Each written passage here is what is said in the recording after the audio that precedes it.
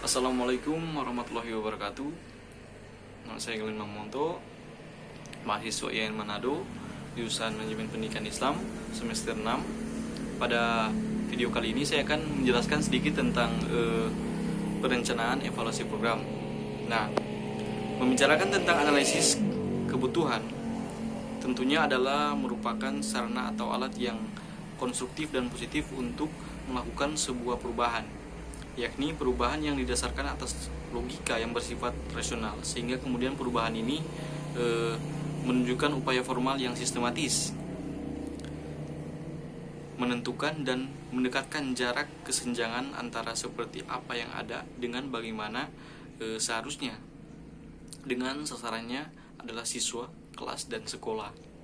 Nah, dalam sistem pendidikan, karena pendidikan itu sendiri hanya merupakan alat belaka, sedangkan prestasi belajar siswa adalah hal yang menjadi tujuan, maka pembuatan rencana mengajar merupakan proses penting untuk menentukan alat yang tepat dalam mencapai tujuan akhir.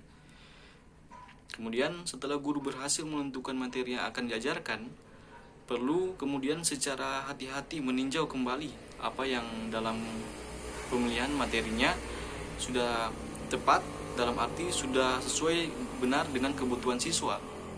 Nah, ada dua cara yang kemudian lazim dilakukan dalam melakukan analisis kebutuhan, yaitu yang pertama secara objektif dan subjektif. Kedua, cara tersebut dimulai dari identifikasi lingkup tujuan, menyusun kriteria atau standar untuk tiap-tiap indikator dan membandingkan kondisi yang diperoleh dengan kriteria. Ciri khas dalam cara melakukan analisis kebutuhan secara subjektif adalah mengumpulkan semua evaluator untuk bersama-sama menentukan skala prioritas kebutuhan. Selain dua cara tersebut, evaluator dapat juga menggunakan gabungan dari keduanya, yaitu sebagian menggunakan cara objektif, sebagian yang lain menggunakan cara subjektif. Di samping itu, seorang evaluator juga dapat juga menambahkan bahan lain yang diambil dari pihak lain darinya. Yang dimaksud dengan pihak luar diantaranya adalah kawan-kawan dekat atau anggota keluarga lain dari responden yang diperkirakan pihak tersebut memang diperlukan dan data yang diberikan dapat dipercaya. Evaluasi program tidak lain adalah penelitian dengan ciri-ciri khusus. Oleh karena evaluasi program sama dengan penelitian, maka sebelum memulai kegiatan seperti juga penelitian harus membuat proposal. Isi dan langkah-langkah dalam penyusunan proposal sama dengan proposal dalam penelitian. Dalam pembahasan ini, kali ini hanya 3 hal yang akan dijelaskan secara khusus. Yang pertama, karena ketiga hal yang dimaksud sekaligus butir yang rawan adalah sebagai berikut.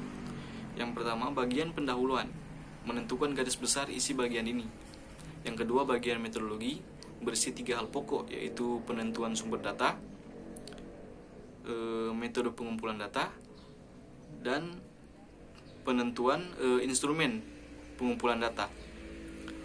Ada 3 sumber data yang didahului dengan huruf P, kata bahasa Inggris, yaitu person, manusia, place, tempat, dan paper, kertas, dan lain-lain. Penentuan metode pengumpulan dan harus disesuaikan dengan sumber data. Ketiga, bagian cara menentukan evaluasi. Instrumen pengumpulan data evaluasi adalah alat yang diperlukan untuk mempermudah pengumpulan data. Jenis instrumen sebanyak jenis metode yang digunakan, dan selanjutnya pemilihan jenis instrumen pengumpulan dan harus disesuaikan dengan metode yang sudah ditentukan oleh evaluator.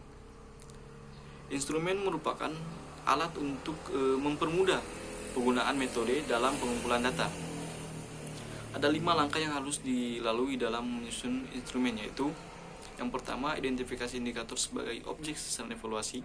Yang kedua, membuat tabel hubungan antara komponen indikator, sumber data, metode, dan instrumen.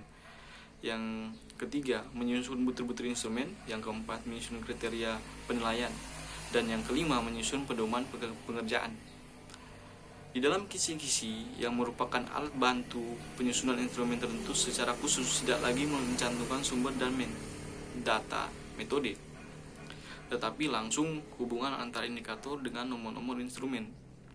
Di antara langkah-langkah penyusunan instrumen yang merupakan alat bantu yang paling bermanfaat bagi penyusunan instrumen adalah kisi-kisi. Itulah sebabnya kisi-kisi harus disusun secara cermat dan hati-hati.